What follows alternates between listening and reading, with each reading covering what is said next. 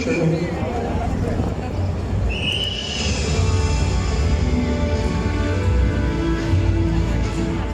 to Iloilo Business Park.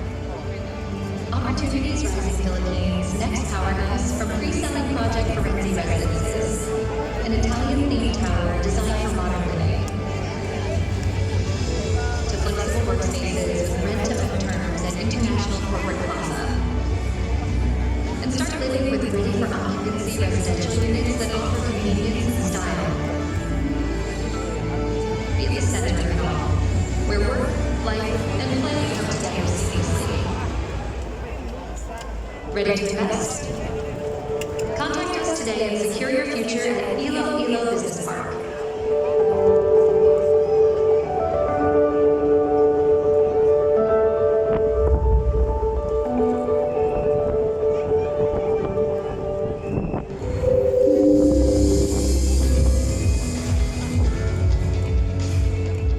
In the face of global change and complexity, we stand for purpose and innovation in healthcare.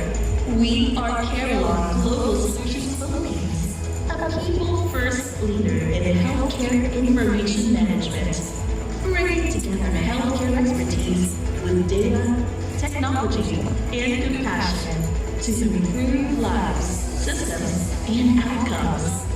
We deliver care and precision across clinical, digital, and contact center services while building a purpose-driven workplace that values its people and helps them thrive. Investing in future-ready talent, expanding capabilities, and reimagining healthcare delivery are what fuel our growth and sustainability. As challenges evolve, so do we, driven by progress, guided by purpose, and rooted in care. What we do goes beyond managing health information. We transform it into meaningful action. Carelon Global Solutions Philippines. Trusted, innovative, built for what's next.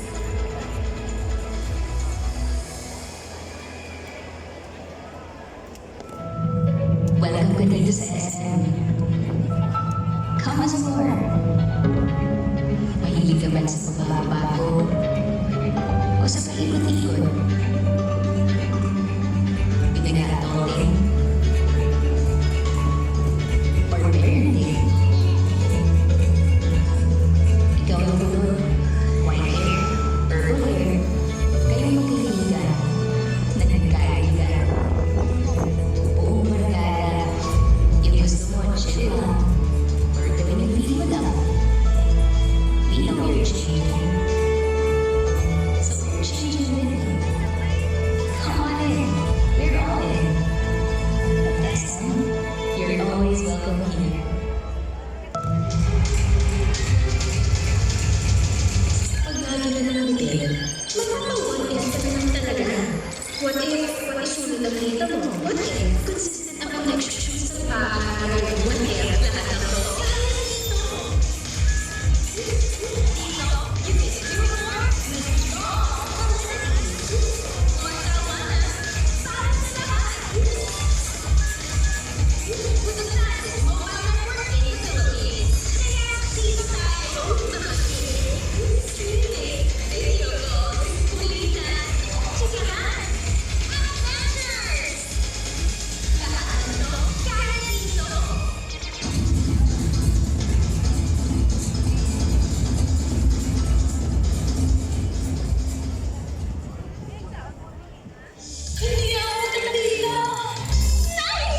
Don't worry, be money with Smart Life. Hindi na bigay, nabigay na po sa Facebook, TikTok, and more. So now, Madamog din ka sa dapat sa aton yung mga sponsors for making Dinagya possible because of your help sa suporta sa Dinagya Festival 2026. So sa liwa po ang ato na last competing tribe of Tibo Ilocano kalit sa Calandone Memorial National High School. Ang ginapamunaan sa ato tribe manager, Miss Arlene Joy Benito Alenzaga. Choreographer, Mr. Errol J. Villalobos. Dance Masters, Alan J. Sousa, Kenneth Pietros, Rainier John Agustin, and Don Ryan Gonzalez. Musical Director, Mr. R.J. Malian. And Assistant Musical Director, Mr. Jansen Estevillo and Mr. Reynaldo Bugar. Production Designer, Mr. Gerardo Hedeviato. Costume Designer, Mr. Michael Aquilares and Nikki Zendrix Monares. And Artistic Director, Mr. Eduardo Amar. Number of dancers, 150. Number of musicians, 80. Props man, 200. With support staff of 200. 200. So ano kailangan ang naka-focus or featured nga animal dito sa performance ng tribo Ilocanon? It's none other than the Visayan Spotted Deer. Or the Rusa Alfredi. Mga kusaman ang makita na subo partner. Lain niyo ko magkabal kaya nga sapat ng mga Update lang from the stage manager, sobrang makadamo sa ilang mga props. So we're asking them to move forward and allow them to move forward para lang makakomoda ang ilang props because their drums are already here so that we can start when they're ready. No? So kung nakita natin sa atin ng mata, makita ka natin siyempre. Ano ba mga natin kung mata? Siyempre, no? Nagkapasunod na, nagkapasunod na sila ang ilang mga props pasunod. So, makaquiz kami sa 7 endemic species. Ano madumduman yun? Try number 1. Ano ang species? Visayan Quartz Day. Dumduman pa, dumduman. Makibagoy. Ang try number 2. Mga tambalian. Tambalyan. Lizard. Water lizard, no? Yeah, Water lizard. Okay. Ang ikatatlo, Ang galing ng birthday. Mga baka. Baka Gigantes Island. yes. Yes. Gigantes Island Frog. Ay, kaapat naman, Ang ako-ako. ang makak. May makak. Yes, so monkey naman. And then, that's kaapat, no? Yeah. Ikalima, Ang tariktik. Taliktik. or Mga horse pispis. And then, ang ika-anom natin, which is our last try, Sa Lugnon. Nila, muto ang ang umyaw-umyaw. Oo. natin yung maral. Maral leopard cat. And subo, spotted deer, yung perfect dyan. Ayos, Sa ayos. star student.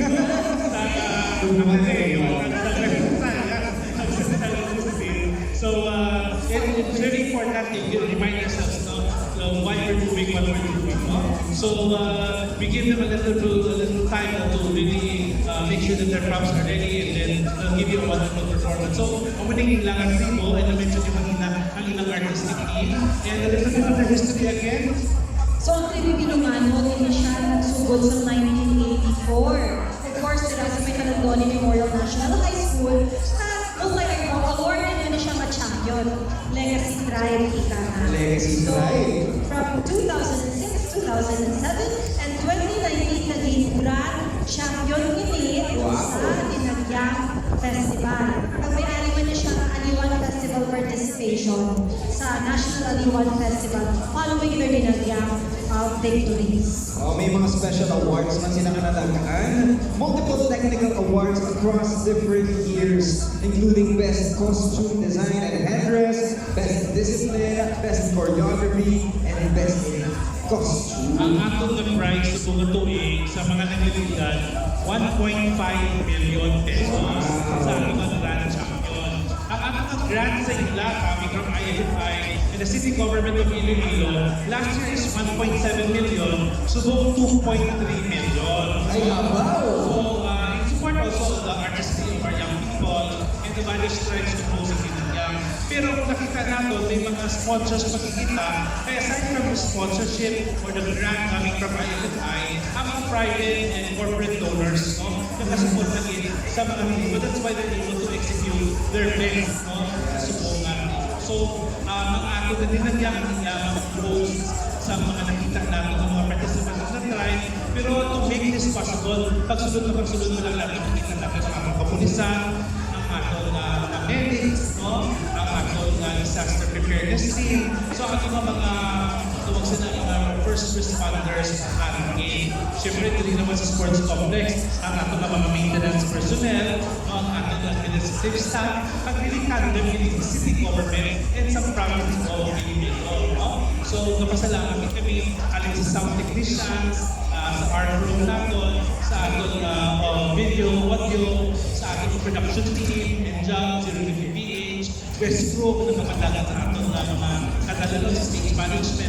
It's been a tough job actually trying to put all of these things together. So, we really reflect on some heroes. Yes. And of course, the performing groups taking now, would you remember what these groups are? School of West Science, Mituwaki Tapos, dahil of course, ang Sidlangan Dance Company man, naghahalan sa very beautiful na period para kay Candelaria at kay Santo Niño, which just really goes to show that this Sinagang Festival is a community effort. Yes, as well as kay San Jose. Alam mo ng West Science College of Pescar, ang ilang West Group ang Iloilo, ang ating tamol from Bamusika, nag-celebrate man sa usually year after year na akila. Ano yung mga memories ng yan? Doon kina-cherish yung ginunod. Ikaw, ano na una, baby? Memories of Dinagyan. Ay, malikot eh, ginabalikan mo lang yung life sa Iloilo. Of course. Almost every Dinagyan. Yeah, I made it a point na makabalik hindi si Iloilo para ma-experience ang Dinagyan every year if I can. Nung kumain ko sa bata, ako sa Casa Plaza, kami ganagtaw. Sa may judging area pa sa Casa Plaza. Tapos ang una, mga 17 to 20 tribes pa, no? Yung perform. Yeah. Pero pinagkakandaan ko ganyan, galaktan sa downtown nga, masakot ka na lang ganyan, kay hindi mo makapugani mo bang ganyan kapag takya. Si Vic, by the way, just visited one best actor for his role sa Pilipinan. Ang production of Tatanang Pilipino of the Cultural Center of the Philippines. Sir Dennis here. Sir Dennis, yeah. Pangalang Pilipino represents. This award was given by Ay, gawad buhay. Buhay. This is an award for theater. So congratulations, you make us proud. Jobs, ikaw naman. Ako naman makakadaw ko mo, but my enduring memory of Dinagyang is tulog ako on the day of the competition. Kaya man, araw ko yan sa una sa kasadyahan. Kasadyahan. And I heard yung mga tribo come back to because JP was also a dancer and actress, both for theater and film. She also directed, artistic director, sa tribo kayo for how many years? From 2002 to 2004 and 2007. So, matawag ko na yung kurang. Kalupad, naman sa kawayan. So sa mga tumbling. Kasubol, mo yung malupad. Hindi nakabuhay sila sa parang na. Amo na yung training sa kawayan. Pero amo na ako ng during memory of Dinagyang. Ay, on the day of Sunday, it's a day of rest for me. Pagpuntaw ko, I will go to the awarding ceremony where all of the Dinagyang tribes are present at makulat kami sa awarding. So after sila tulog ka na in the following day, balik ka Baka naman. wala. And then kami ko aliman already. Yes! We've been to Aliwan 3 times and actually, ang ano ni before, nakatungan man inamon sa, ako yung kinakabagan ng dalawin kasi una sa Aliwan, ang nagkakapit lang niya nationwide, dinagyan kasadyahan dinagyan. The competition was just With all due respect to the other Yes. fiesta. With us, yes.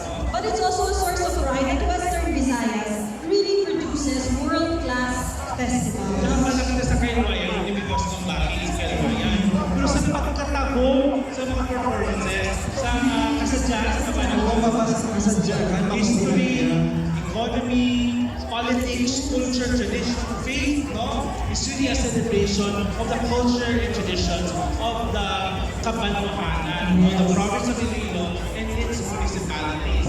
Beautiful performances from all 8 performances. And I would like to say na ang kasadyahan sa Kabanahanan has evolved into their own identity. And their music now, it's all live. They have found their true musical identity using the instruments that can be found in their respective municipalities. They have that distinct sound, they have that distinct feel, aesthetic, pariwabis ang tutugan, na inakatawayan, mga kawan, mga beautiful, isang pageantry. The movement, Sa kasal, di ba? Sa kasal. Ilang movements doon mga kasal pa Alimangan, di ba? Anilang naman nagpinadala naman sa illumination kagka mga rosas na naman ang dito naman sa atong kasadyahan. And by the way, we're 2 minutes now to go. Let me just say ng ating dinanyang actually they made a name for itself. No? Several years Association of Tourism Officers of the Philippines Spurred Awards year after several years. No? I myself represent the city. Magsubok kita ng mga judges natin. Dinanyang is dinanyang.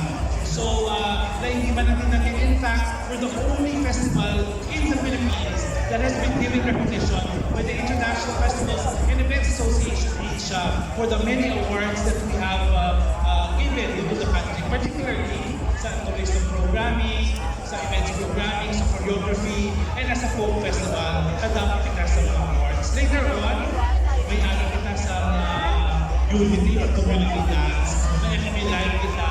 So look at that, look sharp and let's celebrate really. And remember, joy in the community dance. Yeah, I'm sure, Madam, a lot of people here are inspired to dance after seeing our tribes perform today. So later on, after this tribe, you'll have a chance to dance with the warriors or the performers downstairs. Alright, so that's your time to shine, alright? And then you can take photos, videos, and post them online. Magalikwat kita sa mga pagpuan nandun. Karoon ka, mag-join kita sa dayo in the community gathering that is the unity dance of the Nagyang Festival. Let's introduce the team that will represent our last committee group, JP, their artistic team. We have a minute to go. Once again, from Halandoni Memorial National High School, led by Tribe Manager Arlene Joy Bonido Alonzaga. Choreographer Mr. Errol J. Villalobos. Dance Masters Alan J. Sausa, Kenneth Prietos, Premier John Agustin, Don Ryan Gonzalez. Musical direction by Mr. RJ Amalian and assistant musical directors Mr. Jenzin Estevidio and Mr. Reynaldo Hugar. Production designer Gerald Hene Blazo. Costume designer Mr. Michael Apiladas and Nikki Jandrix Monares. Artistic director Edgardo Amar. And with dancers numbering 150. Musicians 80, propsmen 200. And